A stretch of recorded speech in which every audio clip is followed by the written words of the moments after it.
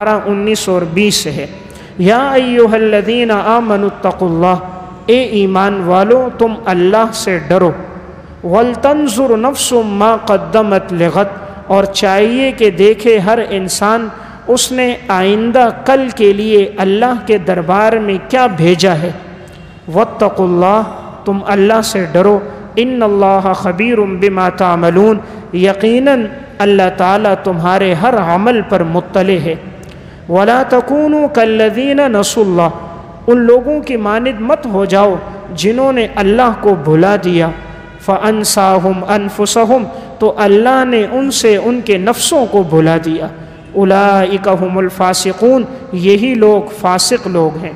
لا یستوی اصحاب النار و اصحاب الجنہ، برابر نہیں ہو سکتے جنت والے اور جہنم والے۔ اصحاب الجنت ھم الفائزون، جو جنت والے لوگ ہیں یقیناً یہی لوگ کامیاب لوگ ہیں۔ ان آیات میں اللہ رب العزت نے ہمیں جس بات کا حکم دیا وہ یہ ہے کہ اے ایمان والو اتقوا اللہ، تم اللہ سے ڈرو۔ ولتنظر نفس ما قدمت لغد، تم دیکھو تم نے آئندہ کل کے لیے اللہ کے دربار میں کیا بھیجا ہے۔ آئندہ کل یعنی قیامت کے لیے، موت کے بعد زندگی کے لیے تم نے اللہ کے دربار میں کیا بھیجا ہے، اس بارے میں سوچا کرو۔ اللہ نے شروع میں بھی کہا اتقوا اللہ، اس کے فوراً بعد پھر کہا واتقوا اللہ، اللہ سے ڈرو۔ 2 مرتبہ یہ جملہ اختیار کیا، اور تعبیر کیا اختیار کی، ولتنظر، دیکھو تم نے کل کے لیے کیا بھیجا ہے۔ غد عربی زبان میں آئندہ کل کو کہتے ہیں۔ گویا اللہ نے کہا کہ آج اگر تمہاری موت واقع ہو جائے تو کل تم نے قبر میں جانا ہے، اللہ کا سامنا حشر میں کرنا ہے، تو کل کے لیے تم نے کیا تیاری کی ہے۔ انسان دنیا میں کل کے لیے کتنی تیاری کرتا ہے، صرف کل کے لیے نہیں، پورے مہینے کی۔ حالانکہ مہینہ دور ہے لیکن 1 مہینہ پہلے کی تیاری اب سے ہو رہی ہے۔ بعض لوگ تو مہینے نہیں سالوں کی تیاری پہلے سے کرتے ہیں، 10 8 سال کی تیاری اپنی اولاد کے لیے جمع کر رہے ہیں کہ میں نہ ہوں تو میری اولاد کہاں سے کھائے گی، ان کے لیے رہائش، کھانے پینے کے اسباب، ان کے لیے تو انسان 7 سال 8 سال تک سوچ رہا ہے اپنے کل کے لیے کیا سوچا۔ تو اللہ کہہ رہے کل کے دن کے لیے سوچو تم نے کیا تیار کیا۔ دیکھیں گاڑی دور ہوتی ہے، انسان یہاں سے بٹن دبا دیتا ہے تاکہ وہاں پہنچنے سے پہلے گاڑی کا دروازہ کھل جائے، جلدی سے تیاری کر رہا ہے میں وہاں تک پہنچوں نہیں، پہلے سے گاڑی کا دروازہ کھل جائے۔ ابھی سردی آئی نہیں، اس نے سردی آنے سے پہلے سردی کے تمام سامان خرید لیے، کپڑے بنیان چیزیں لے لی۔ ابھی بچہ پیدا نہیں ہوا ہے، گھر والی حاملہ ہے، اس سے پہلے جا کر اپنے بچے کے لیے تمام لباس، اس کی ضرورت کی تمام چیزیں اس نے بازار سے خرید لی۔ گھر والی کی بیماری آئی نہیں ہے، اس کی بیماری کے لیے پرہیز میں جتنی چیزیں ہیں وہ پہلے سے خرید کر انسان لے کر آ گیا۔ ابھی مکان بنا نہیں ہے، مکان میں ڈالنے کے لیے قالین، کارپیٹ، پردے، ساری چیزیں پہلے سے خرید چکا ہے۔ ابھی اس کا بڑھاپا آیا نہیں ہے، بڑھاپے آنے سے پہلے وہاں کی ضرورت کی چیزیں خرید لی۔ تو ان تمام چیزوں کے لیے تو تیاری ہے، آئندہ کل کے لیے کیا تیاری ہے۔ یہ تو ساری جسمانی ضروریات ہیں جس کے لیے انسان تیاری کر رہا ہے۔ رات کو نکلتا ہے، راستے میں جاتے ہوئے دودھ خرید رہا ہے، راستے میں ڈبروٹی اور انڈے خرید لائے صبح کے ناشتے کے لیے۔ صبح کے ناشتے کی تو تیاری کر دی، لیکن یہ یقین ہے کہ سونے کے بعد اٹھے گا؟ یہ یقین ہے کہ سونے کے بعد اس کی آنکھ کھلے گی، یا یہ اس کا سونا آخری سونا ہوگا؟ اس لیے اللہ کہہ رہا ہے ایمان والو ڈرو، تم نے کل کے لیے کیا تیار کیا۔ یعنی موت بڑھاپے میں نہیں آتی کہ بال سفید ہوں گے تو موت آئے گی، نہیں، موت کے لیے ایک وقت مقرر ہے، جب اللہ کے ہاں وقت مقرر پورا ہوگا اللہ تعالیٰ انسان کو موت دے دے گا، اور وقت مقرر نہ ہو جتنے اسباب پیدا ہو جائیں موت نہیں آتی۔ ایک کتاب ہے شرح اسماء الحسنی، اس میں اللہ تعالیٰ کے 99 ناموں کی تشریح ہے۔ اس کتاب میں ایک واقعہ مولانا محمد حنیف عبد المجید صاحب نے نقل کیا۔ واقعہ یہ تھا کہ ایک خاتون کا شوہر تھا کسان، اور وہ دیہات میں کام کیا کرتا تھا۔ تو یہ خاتون دوپہر کے وقت اپنے شوہر کے لیے کھانا لے کر جاتی تھی۔ اب یہ کھانا لے کر اس کے لیے گئی، جیسے کھانا لے کر وہاں پہنچی تو شوہر کام کر رہا تھا کھیت میں، تو اس نے کہا کہ یہ کھانا تم درخت کے ساتھ باندھ لو، میں بعد میں کھا لوں گا۔ خاتون نے درخت کے ساتھ کھانا باندھا اور وہ چلی گئی۔ اب شوہر جب فارغ ہوا تو آیا اور کھانے کو کھولا، اور جیسے کھانا کھانے لگا چند لقمے ہی لیے تھے، اچانک اس کی طبیعت خراب ہو گئی اور گر پڑا، بے ہوشی طاری ہو گئی۔ اس کو لے کر اسپتال لے جایا گیا تو جب ٹیسٹ ہوا پتہ چلا کہ اس نے کوئی زہریلی چیز کھائی ہے اور کوئی چیز اسے زہر میں ملا کر دی گئی، جس کی وجہ سے اس کی طبیعت خراب ہو گئی۔ چند گھنٹے زندہ تھا، اس کے بعد انتقال ہو گیا۔ جب انتقال ہو گیا تو جو شوہر کے عزیز و اقارب رشتہ دار تھے، انہوں نے دعویٰ کر دیا کہ چونکہ اس نے کھانا کھایا ہے اور کھانے کے اندر ہی زہر ہوگا اور کھانا اس کی بیوی نے لایا، تو انہوں نے کھانے کا ٹیسٹ کروایا تو پتہ چلا کہ کھانے میں ہی کچھ زہر تھی، اثرات موجود تھے۔ تو جب یہ بات یقینی ہوئی تو خاتون کے خلاف، بیوی کے خلاف مقدمہ دائر ہو گیا۔ وہ کہتی رہی کہ میں نے کوئی زہر نہیں ملائی ہے، وہ کہتے نہیں کھانے میں زہر آئی ہے۔ اب مقدمہ طاری ہو گیا، چلتا رہا۔ 1 مہینے کے بعد اب جس دن اس کا حکم لکھنا تھا پھانسی کا، تو اب جو جج تھا وہ جج اس کا حکم لکھ رہا تھا۔ جج نے ایک قلم لیا اور اس کا حکم لکھنے لگا، لیکن قلم کی نوک ٹوٹ گئی۔ اس نے دوسرا قلم لیا اور اس سے حکم لکھنے لگا، جب لکھ رہا تھا قلم کی نوک ٹوٹ گئی۔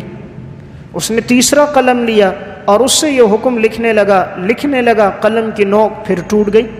اسے بڑی حیرانی ہوئی کہ زندگی میری گزر گئی فیصلے لکھتے ہوئے، لیکن آج تک کبھی ایسا نہیں ہوا قلم کی نوک ٹوٹی ہو، اور یہاں ایک مجلس میں ایک فیصلے میں 3 مرتبہ ایسا ہو رہا ہے، شاید یہ کوئی میں غلط فیصلہ لکھ رہا ہوں۔ تو اس جج نے کہا اس معاملے کی دوبارہ تحقیق کی جائے، میں ان کی موت کا حکم اب نہیں لکھتا۔ اب مجلس برخاست ہو گئی اور جج نے کہا کہ تحقیق کے لیے میں خود چلتا ہوں۔ جج ان کے ساتھ گیا، خاتون سے پوچھا، خاتون نے حلفیہ بیان دیا کہ یہ میرا شوہر ہے، میں نے کھانے میں کوئی زہر نہیں ملائی۔ اب یہ جج ان کے ساتھ گیا کہ جس درخت کے ساتھ کھانا باندھا تھا وہاں چلتے ہیں۔ جب وہاں پر پہنچا تو دیکھا گیا تو درخت کے ایک طرف میں ایک سانپ مردہ پڑا ہوا تھا، اور اس سانپ کے اوپر چیونٹیاں ہی چیونٹیاں موجود تھیں، اور وہ سانپ مردہ تھا کئی دن کا، اور اس کا گوشت کچھ بکھرا ہوا تھا، کھال اس کی نظر آ رہی تھی، اور یہ چیونٹیاں اس سے چڑھ کر اس جگہ تک جا رہی تھیں جس جگہ میں خاتون نے اپنے شوہر کا کھانا باندھا تھا۔ اس سے جج کو یقین ہو گیا کہ یہ سانپ یہاں مردہ تھا، اور یہ حشرات الارض اس سانپ کے ساتھ اس کا گوشت کھاتے ہوئے اوپر چڑھتے گئے، اور کھانے میں سے انہوں نے لیا تو وہ زہر وہاں پر چلا گیا۔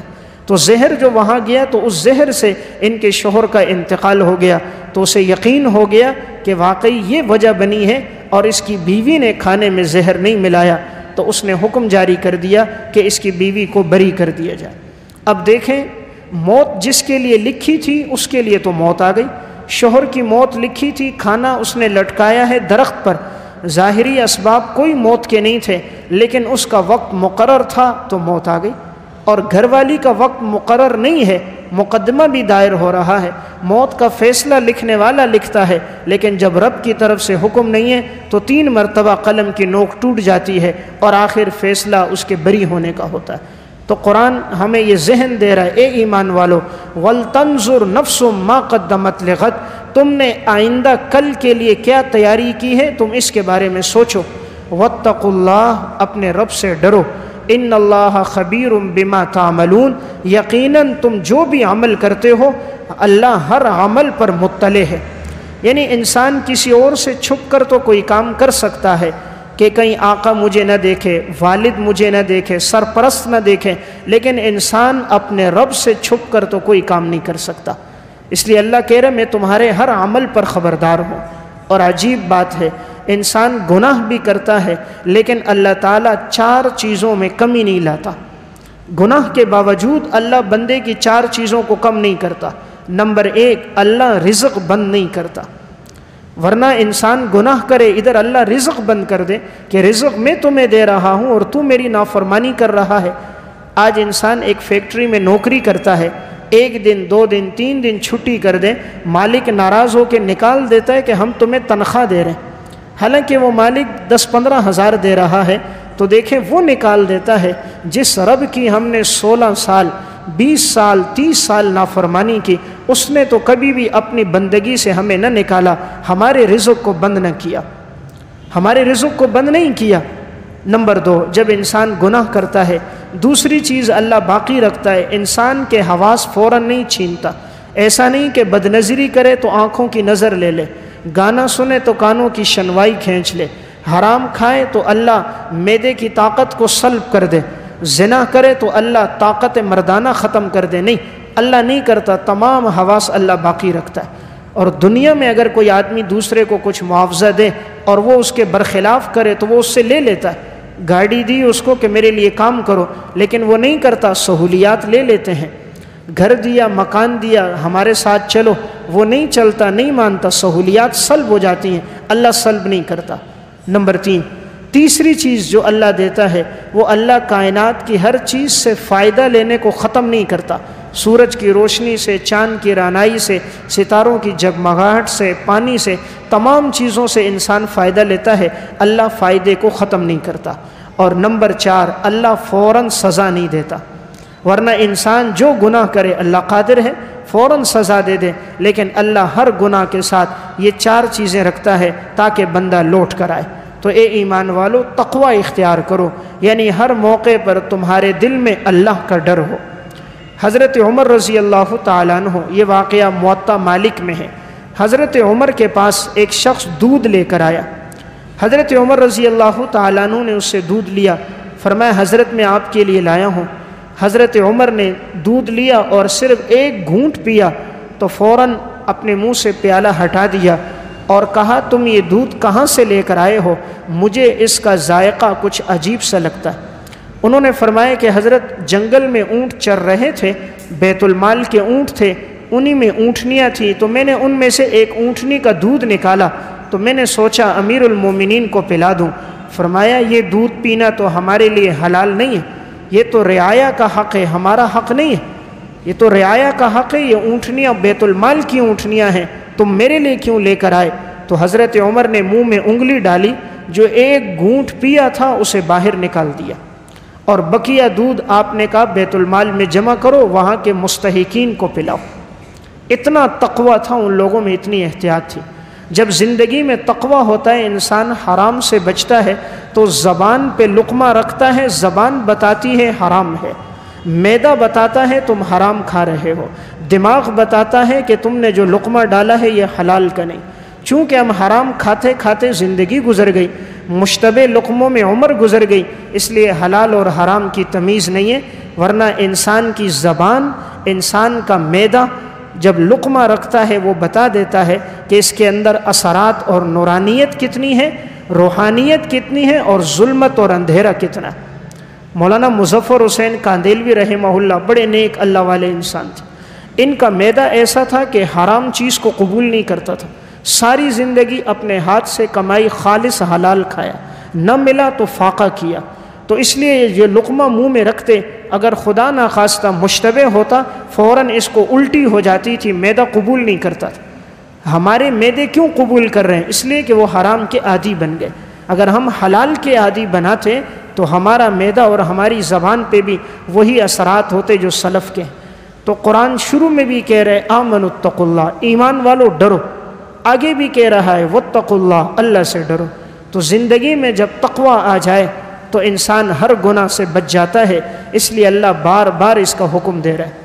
حضرت عمر بن عبدالعزیز رحمہ اللہ اپنے دور کے حکمران گزرے ہیں، ایک دفعہ ان کے گورنر نے ان کی طرف 2 کھجور کے بڑے بڑے ٹپ بھیجے، کھجوریں ڈالی اور ڈال کر ٹوکریاں بنائی، اور وہ ٹوکریاں انہوں نے بھیجی عمر بن عبدالعزیز کی طرف۔ اردن سے یہ کھجوریں آئی تھیں، بڑی قیمتی کھجوریں تھیں۔